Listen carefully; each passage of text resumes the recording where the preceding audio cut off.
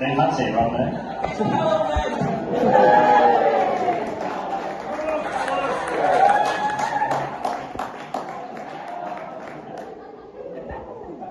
Speech. So, good afternoon, everybody. Right, it starts with good afternoon, my name's Callum, but you all know I'm called Callum, so I'll just go fuck out. On to Homan. I've known Homan for around 20 years now, since the start of secondary school, and we've been best mates for roughly 17 of those.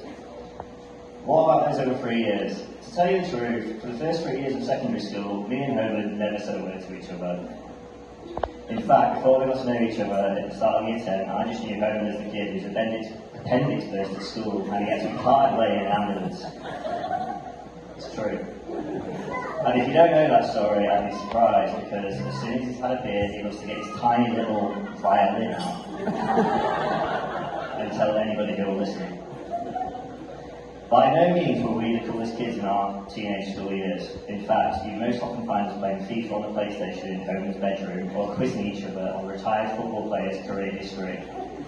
As I said, we weren't the coolest, but this couple would occasionally study whatever alcohol we could find in our parents' houses to attend house parties hosted by our classmates.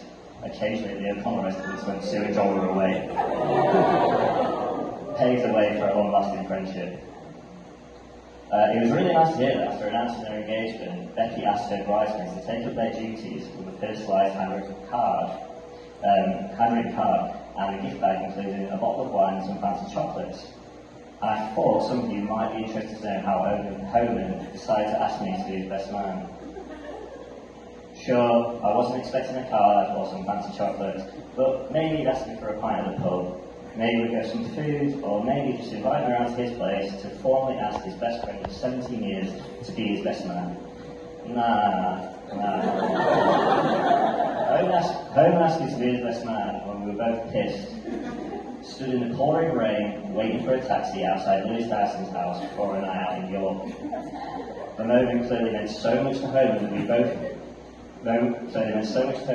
woke up hungover, sprawled across adjacent sofas in Lewis's front room the next morning, where he had to confirm if he'd indeed remembered if he'd asked me to be his best man. I replied yes the first time, I replied yes the second time, and here we are today.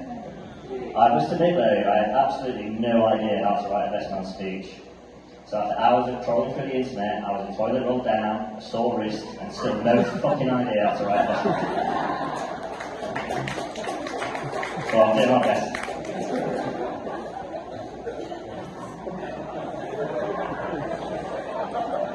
Sorry, Lily, sorry. Of course, many of you will know that I find myself in a slightly unique position today, having actually known the bride longer than I've known the groom. Becky and I first crossed paths at 7 years old when we started Homley Junior School together, and have remained close friends ever since. So, if I hadn't got the gig as best man today, I may well have been sat in one of those little green dresses. Luckily for you, I got the former. This, of course, means I have a few stories I can tell about the bride, but I was reminded during the preparation of this speech that this is her special day, and all jokes should be directed at the groom. And with Becky's dad within reaching distance of me, and all their Irish family in attendance, I'm going to take that advice on board. Homan's a laid-back character, arguably too laid-back. So as this day is drawn closer, I find myself frequently asking about any roles or responsibilities that I'd have to carry out during the day. As of this time 2 weeks ago, my only instruction about the whole day was to wear brown shoes. And don't say anything which could be deemed inappropriate during the speech, which I think I managed half of that. If I ever message Homan or got together for a beer with him, he'd say to me, I'll let you know, or it'll be right, or we'll work it out on the day. However, I popped to see Homan and Becky last week for a cup of tea, and with Becky present, I got a much more detailed understanding of exactly how the day would pan out. In fact, give me 2 seconds.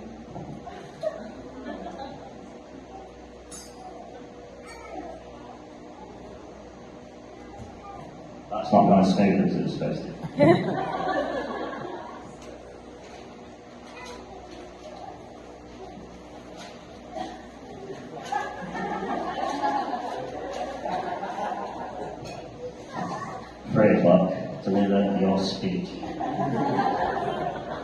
Reminder, this is my special day, so please direct all jokes at home. And remember, my dad will be within reaching distance of you. As well as all my Irish family.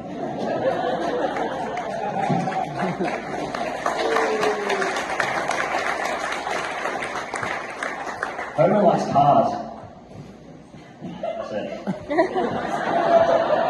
Homer likes cars and has successfully worked his way up to be a senior engineer at Jaguar Land Rover.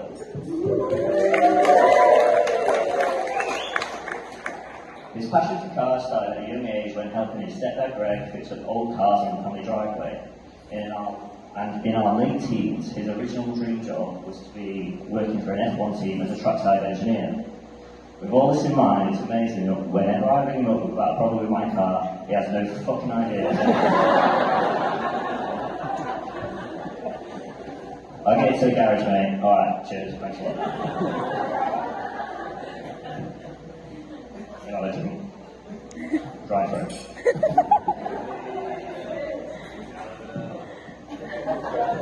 Thanks, dude. Right, where are we?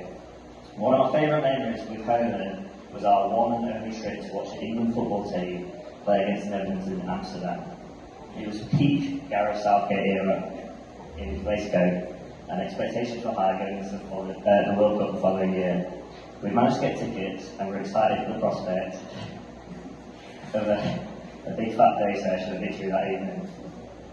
One thing they don't warn you about when you go and watch England play away is that you're surrounded by other England fans that are watching England play away, and they're all dickheads.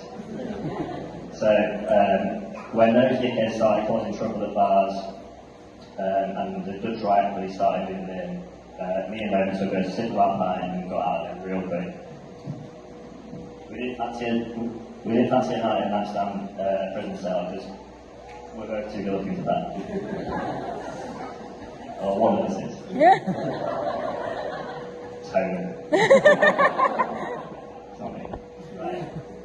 Off script. Add that in. Right. When I practice this, I was showing my face, but I don't know if it's like that.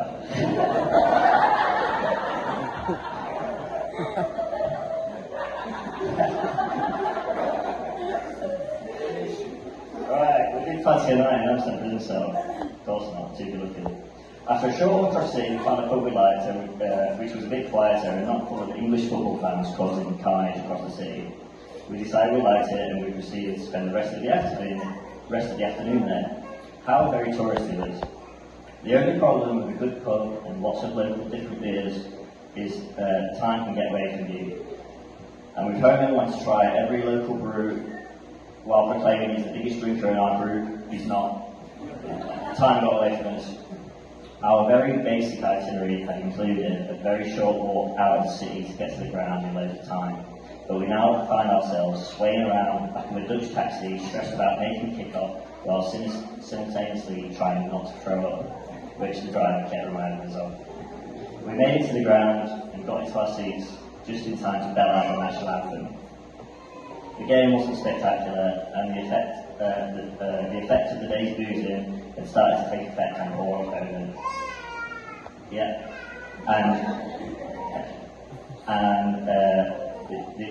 where am I? Yeah, please take effect on me. I've actually lost where I was. Right, yeah, the effects of the day's booze had taken effect on him as he slumped further and further into his seat. And by the time Jesse Lingard, remember him, had whipped in England's winner, Homer had fallen asleep.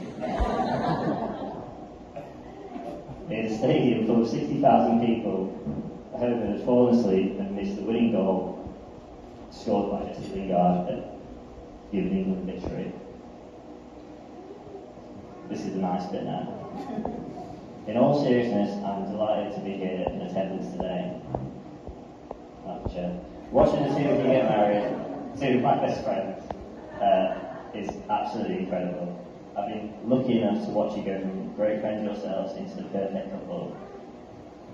Even if it did take over a painstaking amount of time to build up the courage to tell you he actually liked you, which I've actually learned in that previous speech wasn't the case, and Becky had to tell home that, so you never actually did it, you lied to me, you told me you liked it, okay, forget that.